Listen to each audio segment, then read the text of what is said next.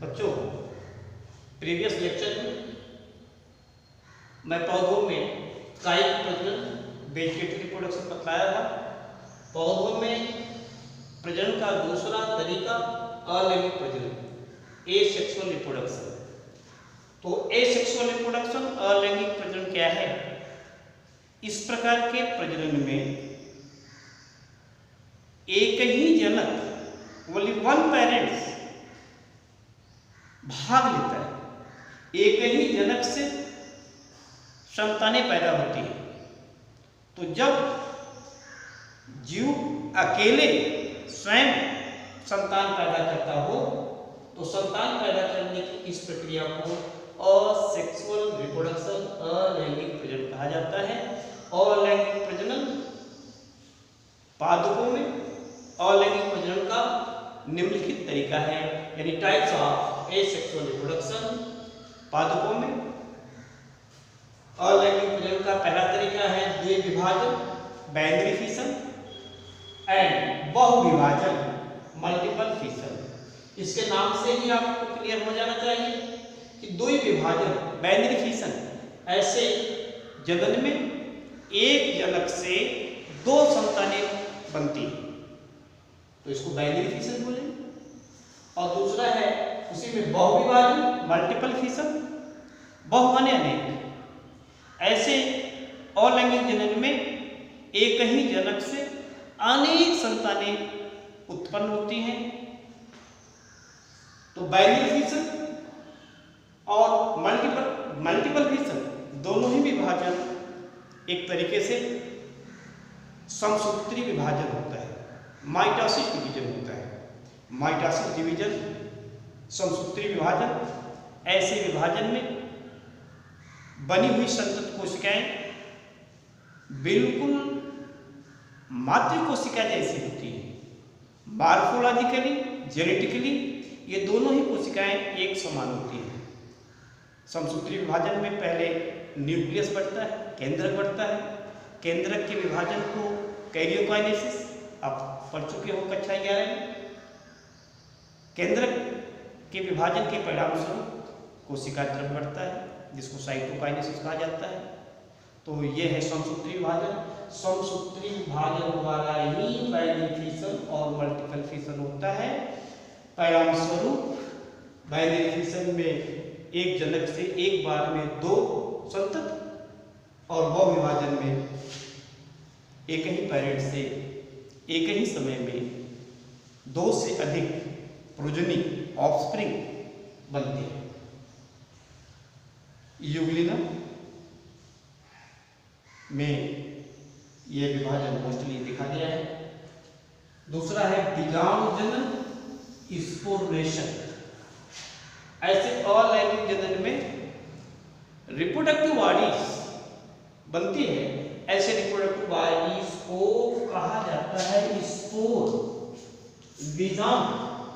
इन बीजाणुओं का निर्माण जिस रचना में होता है उसको कहा जाता है स्पोरेंजियम, बीजाणुधानी। तो बीजाणुधानी में ये विभिन्न प्रकार के स्पोर का निर्माण होता है। ये स्पोर क्या होते हैं? ये स्पोर एक पतली भित्ति द्वारा घिरी हुई रचना होती है, जिसमें केंद्रक होता है, साइटोप्लाज्म होता है।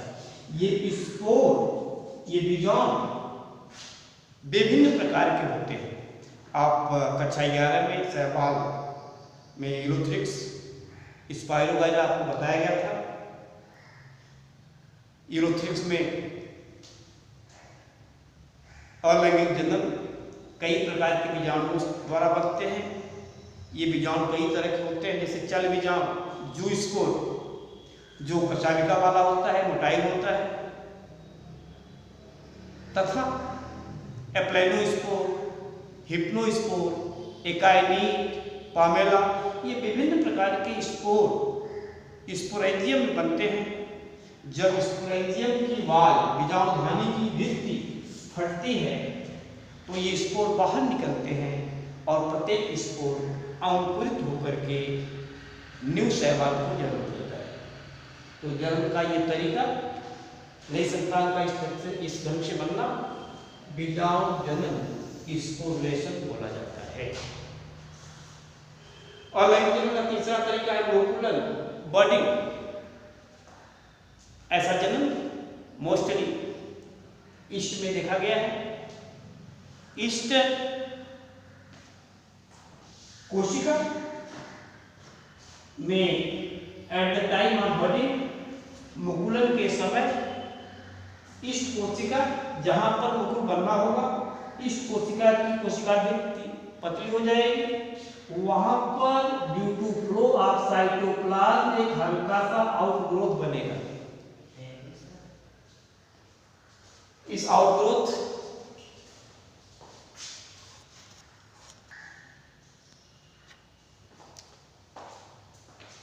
मुकुल ईस्ट में मुकुलम जब होने को होगा, इस कोशिका की कोशिका भित्ति पतली हो जाएगी और कोशिका भित्ति उसी स्थान से कोशिका साइटोप्लाज्म बाहर निकलेगा, जिसके कारण एक हल्का सा आउटग्रोथ बनेगा। और इसी आउटग्रोथ में माइटोसिस और एमाइटोसिस डिवीजन द्वारा न्यूक्लियस बनेगा। एक न्यूक्लियस इसी आउटग्रोथ में चला जाएगा, इसी रचना को बड बोलेंगे, मुकुल। और ये मुकुल उत्तरोत्तर due to accumulation of cytoplasm ये बड उत्तरोत्तर ग्रोथ करता चला जाएगा, बढ़ता जाएगा और इस भाग से ये सकरा होता जाएगा। एक पीरियड ऐसा आएगा कि यहाँ से ये कटा हुआ टूटेगा और ये भाग अलग होकर के वृद्ध व विकसित होकर के नए ईस्ट को जन्म देगा। तो ऐसे जन्म का ये तरीका कहा जाता है मुकुलन बर्डिंग। नंबर 4 खंडी भवन अथवा पुनरुद्भवन, फ्रेगमेंटेशन और रीजनरेशन। ऐसे जनन में पौधे का शरीर किसी कारणवश, दुर्घटनावश या किसी कारणवश टुकड़े में टूटता है। प्रत्येक खंडित भाग पुनः वृद्ध व विकसित होकर के नए पादप को, नए फिलामेंट को जन्म देता है। ऐसा जन्म मुख्यतः स्पाइरोगायरा यूरोथ्रिक्स में पाया जाता है। पौधों में जन्म का तीसरा तरीका है लैंगिक प्रजनन, सेक्सुअल रिप्रोडक्शन। तो सेक्सुअल रिप्रोडक्शन, लैंगिक प्रजनन, यह प्रजनन की सबसे एडवांस विधि है। उच्च श्रेणी के जंतुओं में, पादपों में जनन का यही तरीका अपनाया जाता है, लैंगिक प्रजनन, सेक्सुअल रिप्रोडक्शन। तो सबसे पहले आपको यह समझना होगा कि लैंगिक प्रजनन है क्या। आप पढ़ चुके हो एसेक्सुअल रिप्रोडक्शन में एक ही जनक पार्टिसिपेट करता है। सेक्सुअल रिप्रोडक्शन एक नहीं, दो जनक जो विपरीत सेक्स वाले होते हैं, एक मेल दूसरा फीमेल, दोनों पार्टिसिपेट करते हैं और दोनों के पार्टिसिपेशन से जब संतान पैदा होती है तो संतान पैदा करने का ये तौर तरीका, ये विधि कही जाती है लैंगिक प्रजनन, सेक्सुअल रिप्रोडक्शन। हमने आपको बताया कि दो जनक पार्टिसिपेट करते हैं और जो संतान बनती है वो संतान अपने जनक की डुप्लीकेट कॉपी नहीं होती, क्लोन नहीं होती, उनमें कुछ ना कुछ वेरिएशन होता है। क्यों? क्योंकि ऐसे जनन में दो प्रकार के पेरेंट्स भाग लेते हैं, एक मेल होता है दूसरा फीमेल। मेल में और फीमेल में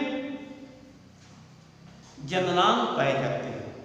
मेल में मेल गोनाइड्स और फीमेल में फीमेल गोनाइड्स, नर जननांग और मादा जननांग। इन जननांगों में युग्मक जनन, गैमेटोजेनेसिस प्रक्रिया के द्वारा युग्मक बनते हैं, गैमीट्स बनते हैं। मेल में मेल गैमीट, फीमेल में फीमेल गैमीट। ये गैमीट ये हैप्लॉइड रचना होती है। चूंकि इनका निर्माण अर्धसूत्री विभाजन द्वारा मियोसिस डिवीजन द्वारा होता है, इसलिए ये गैमीट्स हैप्लॉइड रचना होती है, अवृत कोशिकाएं होती हैं और अंत में ये दोनों अवृत कोशिकाएं फ्यूज करती हैं। इसी को फर्टिलाइजेशन बोला जाता है, निषेचन बोला जाता है और परिणाम स्वरूप एक डिप्लॉइड रचना बनती है जिसको जाइगोट बोलते हैं। युग्मन डिप्लॉइड रचना है, यही जाइगोट डेवलप करके संतान उत्पन्न करता है, इसी के डेवलपमेंट से संतान बनती है। तो ऐसे जनन को लैंगिक प्रजनन कहा जाता है।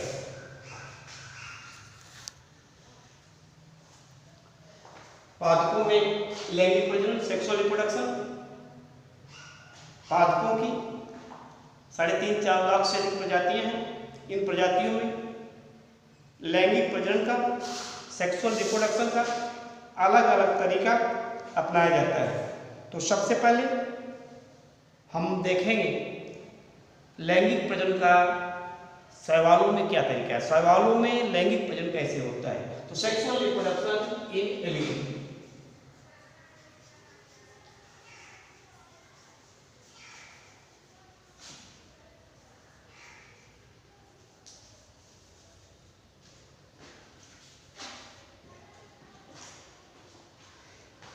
शैवालों में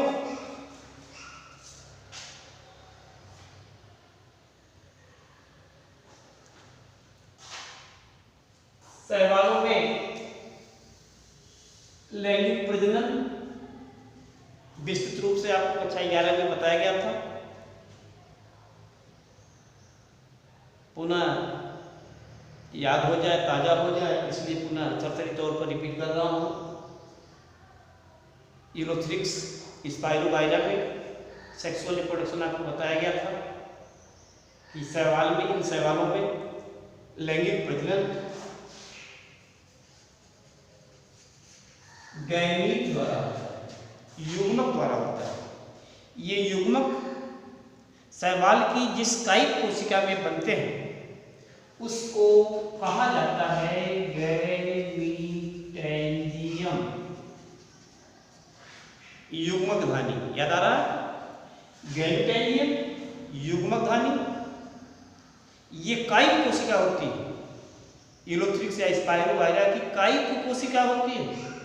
लेकिन जब उसमें युग्मक के बनने की प्रक्रिया प्रारंभ हो जाती है तो उसी कोशिका को कहा जाता है गैमीटेंजियम, युग्मक धानी। और इसी युग्मक धानी में युग्मक का निर्माण होता है, ये गैमीट बनते हैं। ये गैमीट्स कई तरह के होते हैं। जो गैमीट्स होते हैं चल युग्मक, अचल युग्मक। यूरोथ्रिक्स में हमने आपको बताया था कि ये चल युग्मक होते हैं, ये चल युग्मक धानी में बनते हैं। और ये युग्मक जब आपस में फ्यूज करते हैं तो जाइगोस्पोर बनता है। इसी जाइगोस्पोर के में रिडक्शन डिवीजन के परिणाम स्वरूप नए शैवाल का निर्माण होता है। तो लैंगिक जनन में भाग लेने वाले ये गैमीट्स कितने प्रकार के होते हैं, तो इन्हीं फ्यूजन में भाग लेने वाले युग्मकों के शेप, साइज और प्रकृति के आधार पर शैवालों में लैंगिक जनन का 3 तरीका है। एक है आइसोगैमीट, आइसोगैमीटाइप का लैंगिक जनन। दूसरा है एंड आइसोगैमीटाइप। तीसरा है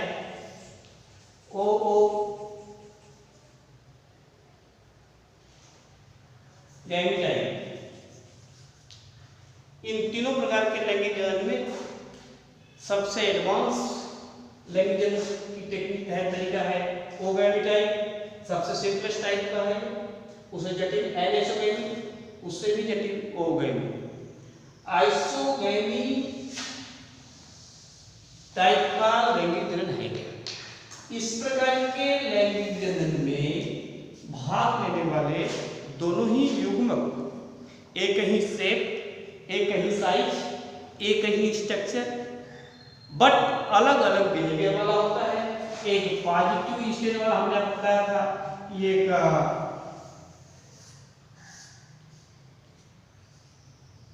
एक पॉजिटिव स्टेट वाला होता है, दूसरा नेगेटिव स्टेट वाला होता है।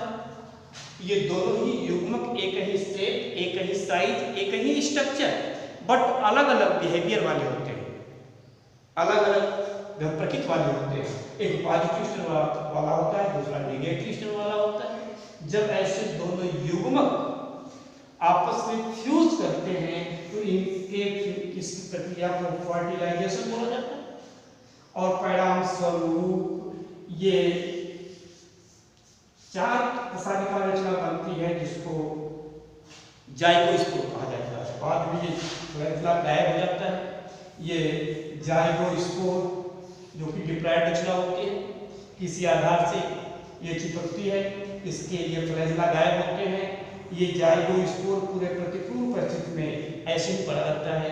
दोबारा जब कंडीशन फेवरेबल होती है तो इसका केंद्र डिवाइड करता है मियासिस डिवीजन द्वारा, अर्धसूत्री विभाजन द्वारा। परिणाम स्वरूप ये जाइगोस्पोर जर्मिनेट करके नए शैवालों को जन्म देता है। तो इस तरीके से नई संतान का बनना कहा जाता है आइसोगैमी टाइप। आइसोगैमी टाइप में फ्यूजन करने वाले दोनों ही गैमीट एक ही शेप, एक ही साइज, एक ही स्ट्रक्चर बट अलग अलग बिहेवियर वाले होते हैं। तो ऐसे रिप्रोडक्शन को आइसोगैमी टाइप का रिप्रोडक्शन और ऐसे युग्मक आइसोगैमस कहे जाते हैं। दूसरा है एनाइसोगैमी। इस प्रकार के रिप्रोडक्शन में भाग लेने वाले दोनों ही युग्मक एक ही शेप वाले होते हैं बट उनकी साइज अलग अलग होती है।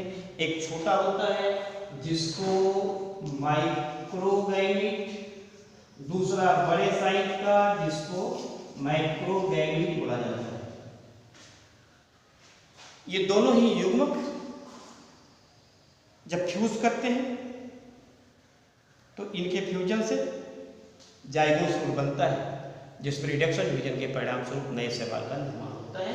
तो ऐसे जनन को, लैंगिक जनन को एनाइसोगैमी टाइप का कहा जाता है। तीसरा है ओओगैमी टाइप। इस प्रकार के लैंगिक जनन में भाग लेने वाले दोनों ही युग्मक भिन्न भिन्न शेप, भिन्न भिन्न साइज, भिन्न भिन्न स्ट्रक्चर और भिन्न भिन्न बिहेवियर वाले होते हैं। एक छोटा होता है जो काफी गतिशील होता है, सक्रिय होता है, जो दो कशाभिकाओं वाला होता है, बाइफ्लैजिलेट वाला होता है, जिसको कहा जाता है मेल गैमीट। और दूसरा काफी बड़े साइज का नॉन मोटाइल अचल, जिसको बोलते हैं फीमेल गैमीट। ये दोनों ही गैमीट आपस में फ्यूज करके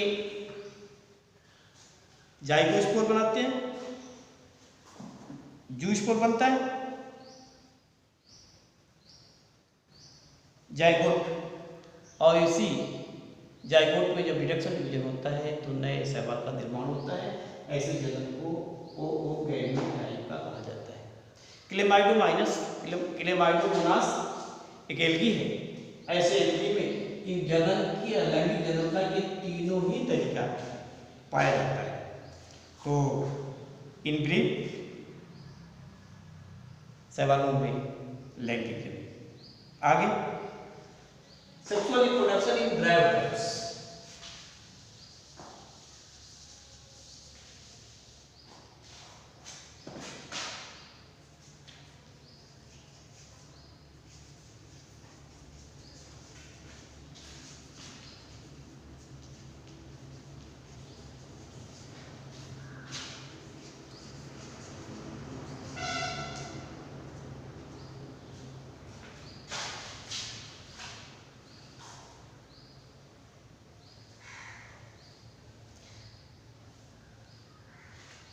ब्रायोफाइट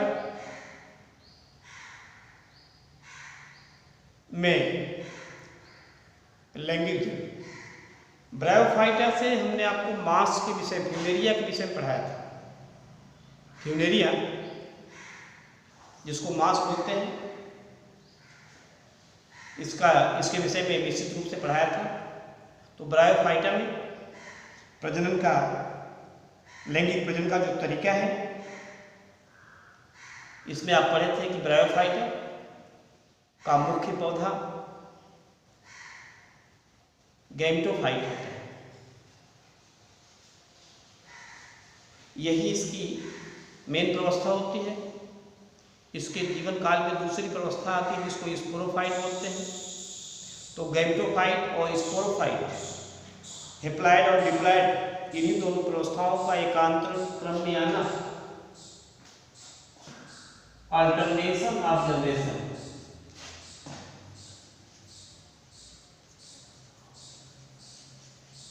जनरेशन कहा जाता है। हमने बताया था आपको कि फ्यूनेरिया में, ब्रायोफाइट्स में मुख्य पौधा गैमेटोफाइट होता है। इसमें नर जननांग, जिसको एंथ्रीडियम कुंदाली, मादा जननांग आर्चिगोनियम, एंथ्रीडियम, हमने आपको बताया था फ्यूनेरिया में कि एंथ्रीडियम कुंदाली ये मुद्रा का रचना होती है। इनके भीतर, इसमें बाहर कोशिकाओं का एक अस्तर होता है जिसको जैकेट लेयर बोला जाता है। जैकेट लेयर, इसके भीतर अंदर एंथ्रीजॉइड्स मदर सेल होते हैं। एंथ्रीजॉइड्स मदर सेल, इन्हीं एंथ्रीजॉइड्स मदर सेल में डिवीजन के परिणाम स्वरूप, सूत्री विभाजन के परिणाम स्वरूप हेप्लॉइड रचना बनती है जिसको कहा जाता है एंथ्रीजॉइड्स।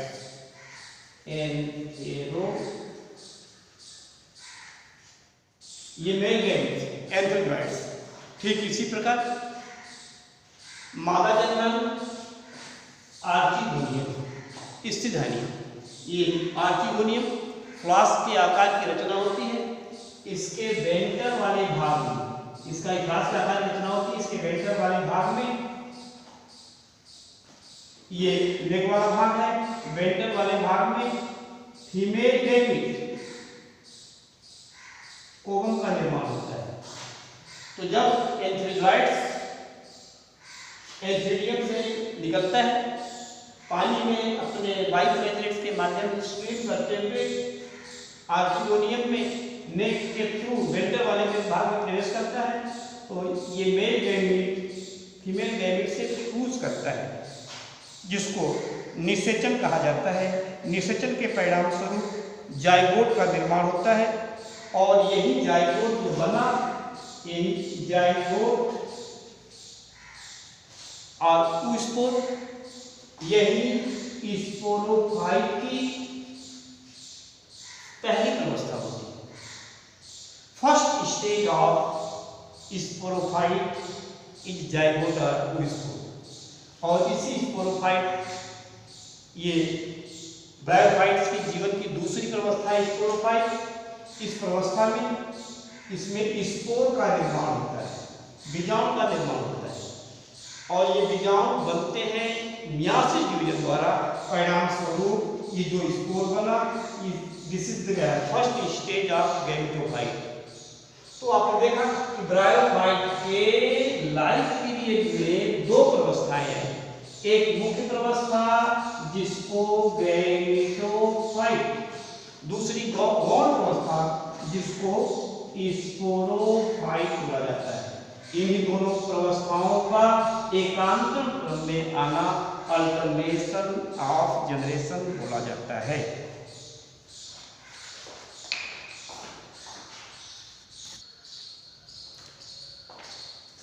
सेक्सुअल रिप्रोडक्शन इन टेरिडोफाइट्स।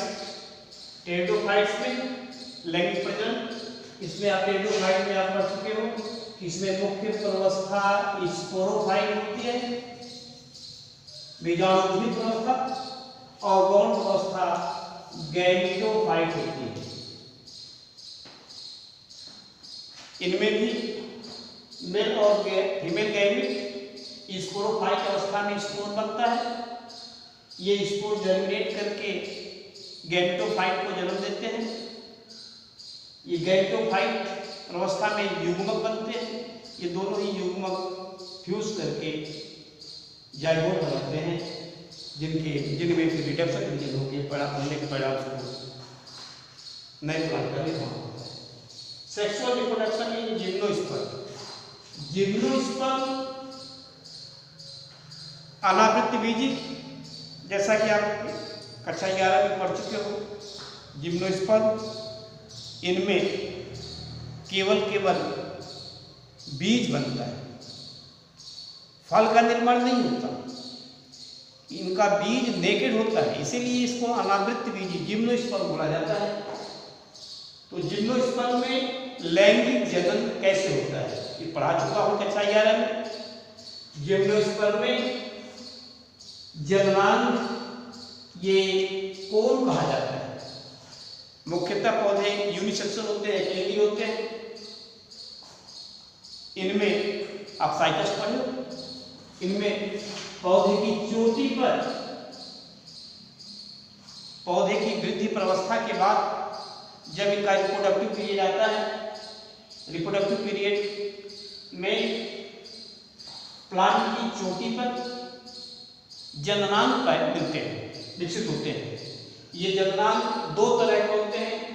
मेल प्लांट की चोटी पर मेल कोन और फीमेल प्लांट की चोटी पर फीमेल कोन मिलता है। मेल कोन बना होता है अनेक लघु बीजाणुकण से, अनेक माइक्रोस्पोरोफिल से। प्रत्येक माइक्रोस्पोरोफिल के में पाया जाता है माइक्रोस्पोरेंजियम, लघु बीजाणुधानियों। इन्हीं लघु बीजाणुधानियों में अक्षसूत्री विभाजन द्वारा माइक्रोस्पोर लघु बीजाणु बनता है, जिसको पालन ग्रेन भी बोला जाता है। ये पालन ग्रेन गैमेटोफाइट स्टेज की पहली प्रावस्था होती है। प्रत्येक माइक्रोस्पोर पालन ग्रेन जर्मिनेट करता है और बनाता है नर युग्मकोद्भिद को, मेल गैमेटोफाइट। और इसी मेल गैमेटोफाइट में नर जनन, इसी मेल गैमेटोफाइट का जब डेवलपमेंट होगा, इससे नर जनन एंथ्रीडियम कुंडालियां बनेंगी। इन्हीं एंथ्रीडियम में नर युग्मक एंथ्रोजॉइट्स का निर्माण होता है। ठीक इसी प्रकार फीमेल प्लांट की चोटी पर फीमेल कोन, ये फीमेल कोन बना होता है अनेक मेगास्पोरोफिल से। प्रत्येक मेगास्पोरोफिल घुर्बीजाओं पर यह हर्षित पत्ती के समान होता है। इसमें पाया जाता है मेगास्पोरेंजियम, जिसको ओव्यूल बीजांड भी बोला जाता है। प्रत्येक ओव्यूल बीजांड मेगास्पोरेंजियम में जब रिडक्शन विजन होता है, हर्षित विभाजन होता है, तो इससे फीमेल गैमेटोफाइट बनता है, मादा युग्मक। और इसी मादा युग्मकोद्भिद में आर्चिगोनियम इसी धानिया जिसमें निर्मित होता है फीमेल गैमेट, जिसको ओवम कहा जाता है। तो ये ओवम और एंथ्रेनियम में बना हुआ एंथ्रोजोइड्स फ्यूज करता है, जिसको निषेचन बोलते हैं। जिम्नोस्पर्म में केवल एक ही बार निषेचन होता है, तो सिंगल फर्टिलाइजेशन होता है, और निषेचन के परिणाम स्वरूप ये ओव्यूल कन्वर्ट हो जाता है सीड में, और इसी सीड के भीतर ये भ्रूण डॉर्मेंट कंडीशन में पड़ा रहता है। जब अंकुरण का समय आता है तो प्रत्येक सीड जर्मिनेट करके नए जिम्नोस्पर्म को, नए प्लांट को जन्म देता है। तो जिम्नोस्पर्म में लैंगिक,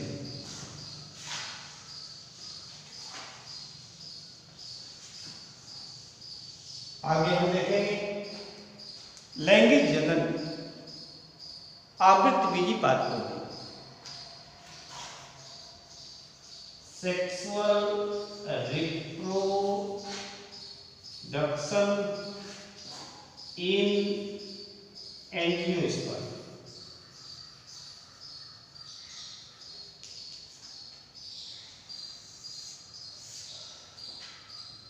पुष्पी पादपों में लैंगिक जनन, पुष्पी पादपों में लैंगिक जनन भी आप कक्षा 11 में पढ़ चुके हो। एंजियोस्पर्म ऐसे पादपों में, ये पादप जगत का सबसे एडवांस, सबसे डेवलप्ड समूह है एंजियोस्पर्म। इसमें लैंगिक जनन, पुष्पी पादपों में लैंगिक जनन के लिए पुष्प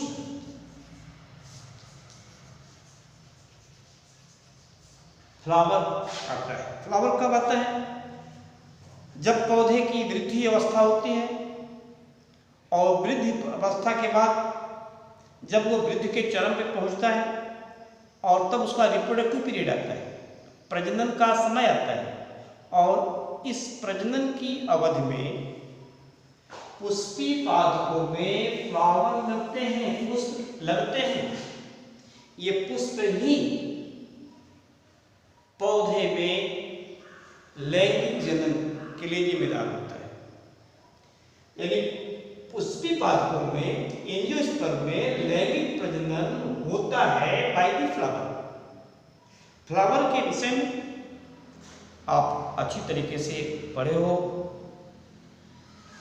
कि पुष्प है क्या।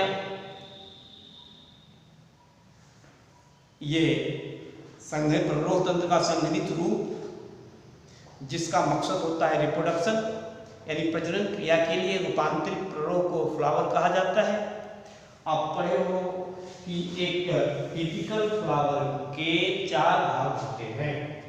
Number 1 calyx, number 2 Corolla, number 3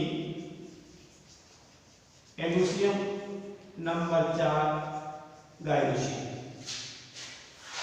वायदलपुंज, दलपुंज, पुमंग और जायंट। एक सामान्य पुष्प, एक टिपिकल फ्लावर के यही 4 पार्ट होते हैं। मैंने आपको बताया था कि जब ये चारों पार्ट मौजूद होते हैं तो ऐसे फ्लावर को कंप्लीट फ्लावर कहा जाता है।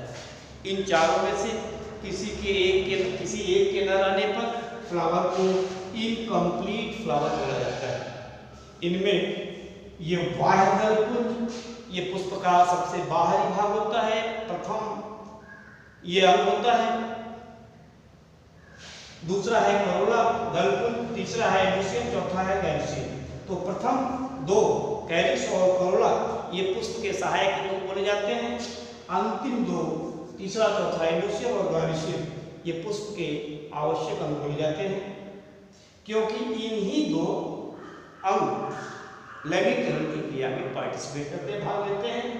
इनमें एंडोसियम ये पुष्प का नरजननांग है, गाइलोसियम पुष्प का मादा जननांग है। तो यदि कोई ऐसा फ्लावर है जिसमें ये दोनों ही जननांग एक ही फ्लावर में विद्यमान है, मौजूद है, तो ऐसे पुष्प को बाइसेक्सुअल, द्विलिंगी और जब कभी इन दोनों जननांगों में से एंडोसियम और गायनोसियम में एक समय में केवल एक ही विद्यमान हो तो ऐसे फ्लावर को यूनिसेक्सुअल एकलिंगी बोला जाता है। ये से फ्लावर दो प्रकार के होते हैं, स्टामिनेट और पिस्टिलेट। स्टामिनेट जब एंडोसियम रहे, गायनोसियम में रहे तो ऐसे फ्लावर को स्टामिनेट, और पिस्टिलेट कब बोलेंगे?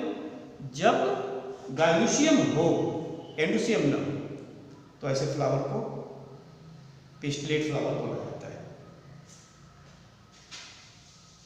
हम आप पढ़े हो कि ये बाह्य कुंज कैलिक्स ये सहायक अंग है। इसकी एक इकाई को सेपल बोलते हैं, सारे सेपल को मिला करके कैलिक्स कहा जाता है। ये पुष्प का सबसे बाहरी भाग होता है। कली अवस्था में ये पुष्प के अन्य भागों की सुरक्षा करता है और हरा होने के कारण प्रकाश संश्लेषण क्रिया द्वारा भोजन का निर्माण करता है। दूसरा है करोला, ये पुष्प का दूसरा भाग होता है। प्राय ये करण होता है। इसकी एक रचना को पेटल बोलते हैं, सारे पेटल को मिला करके करोला बोला जाता है। यह परागण क्रिया में सहयोग देता है। परागण क्रिया के लिए कीटों को अपनी तरफ आकर्षित करने का काम करता है। पुष्प का तीसरा नर नाम है एंडोसियम।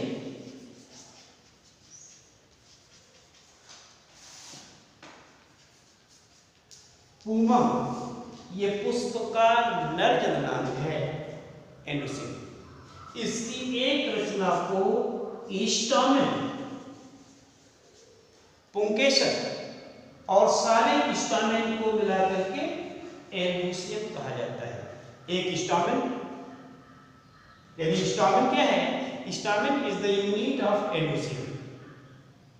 एक स्टामेन के तीन महत्वपूर्ण भाग होते हैं।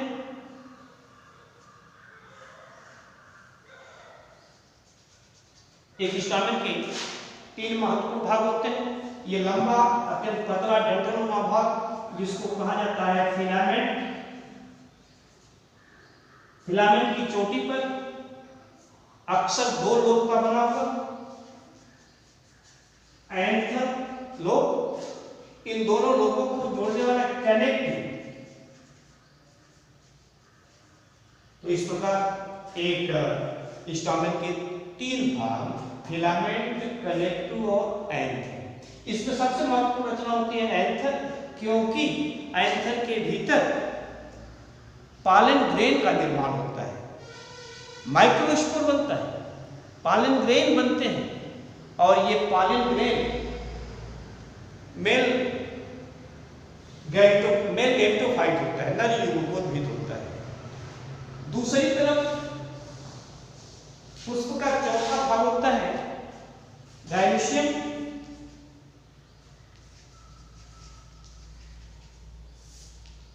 इसकी धानी ये मादा जननांग है। इसकी एक रचना को कार्पेल और सारे कार्पेल को मिलाकर के गायनोसियम कहा जाता है। कार्पेल, एक कार्पेल, एक अंडक,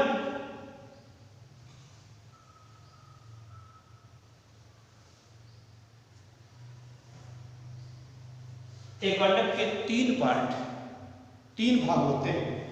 पुष्पासन पर सधा हुआ कार्पेल का प्रथम आधारी भाग खुला हुआ भाग जिसको कहा जाता है ओवरी। अंडाशय, अंडाशय के ऊपर अत्यंत पतला सकरा नलिका जैसा भाग जिसको कहा जाता है स्टाइल। स्टाइल का अगला सिरा चौड़ा चक्का होकर के बनाता है स्टिग्मा। तो इस प्रकार एक कार्पेल के तीन part, ovary, style and stigma. इन तीनों पार्ट का काम अलग अलग है। ओवरी ये सबसे थैलेमस पर अटैच सबसे फुला हुआ आधारी भाग होता है और परागण और निषेचन के बाद इसी ओवरी से फ्रूट का निर्माण होता है, फल का निर्माण होता है। इसके ऊपर अत्यंत पतला सकल नलिका जैसा भाग जिसको स्टाइल बोलते हैं। इसका काम होता है ओवरी को स्टिग्मा से कनेक्ट करना, साथ ही साथ डेवलपिंग मेल गैमेटोफाइट को अपने से होकर के ओवरी की तरफ जाने देना। तीसरा भाग है स्टिग्मा। ये चौड़ा चपटा घुंडी-नुमा होता है, यह लसवसा होता है।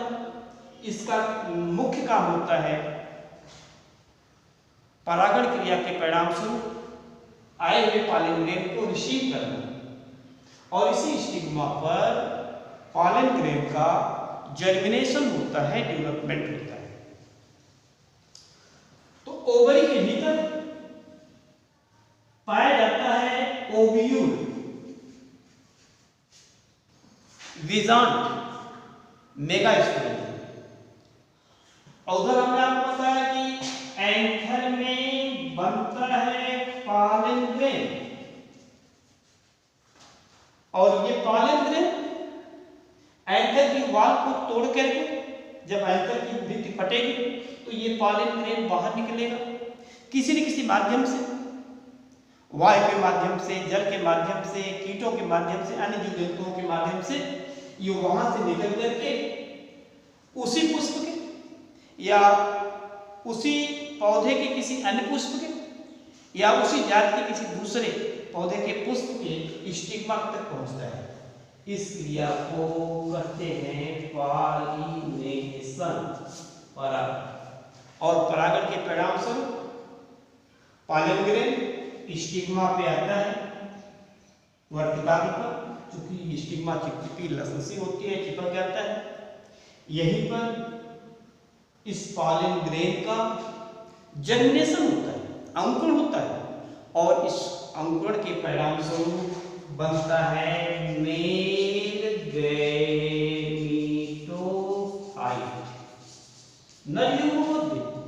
और इसी नर युग्मकोद्भिद से अंत में बनते हैं दो गैमेट, जिनको मेल गैमेट बोलते हैं। दो मेल गैमेट बनते हैं। दूसरी तरफ ओवरी के भीतर जो ओव्यूल होता है, इस ओव्यूल की रचना हमने आपको बताई थी कि प्रत्येक ओव्यूल, प्रत्येक बीजांड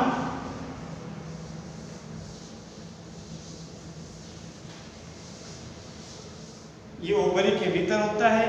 प्रत्येक बीजांड में प्रमुख कोशिका होती है, इसको बोलते हैं न्यूक्लियस।